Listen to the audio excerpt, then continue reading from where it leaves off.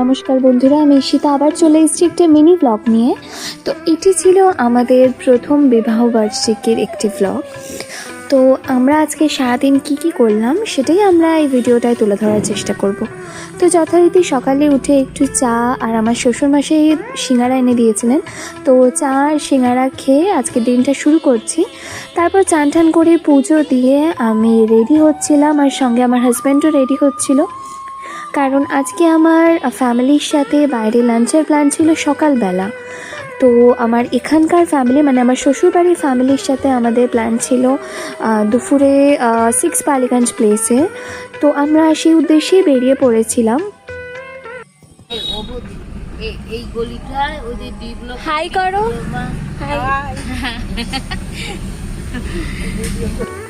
আমরা এসেছিলাম 6 বালিগঞ্জ প্লেস, যেটা আছে হচ্ছে সাউথ সিটির পরে। তো ওইখানে আমরা মোটামুটি বহুবার গেছি, আমি আমার ফ্যামিলিকে নিয়েও গেছি, আর আমি আর আমার হাজব্যান্ড তো বহুবার গেছি। তো এখানে ফুড কোয়ালিটি ভীষণ ভালো। আমরা টেবিল বুক করে এসেছিলাম কারণ আমাদের অনেক লোকজন ছিল।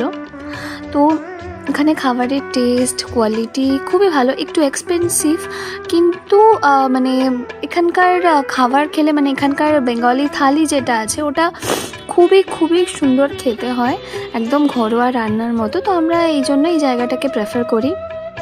তো যাই হোক, আমরা এখানে এসে ফার্স্টে তো একটু সবাই গল্প করছিলাম, মানে বসার আগেই গল্প করছিলাম, আড্ডা মারছিলাম। তারপরে এই যে আমার মাসিরা আমাকে গিফট দিলেন, তো আমার দিদিও দিল গিফট, আর শুধু আমাকে নয় আমার হাজব্যান্ডকেও।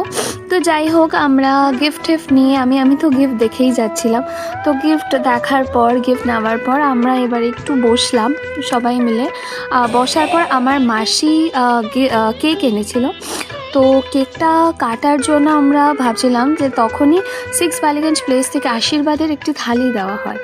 তো যেরকম আশীর্বাদ করা হয় অ্যাকচুয়ালি বাঙালি বাড়িতে, তো ওরকমই আমার মাসিরা, দেন আমাদের মা, তারপরে দিদি আশীর্বাদ করলেন। তো তারপরেই আমরা কেক কাটিং করেছিলাম।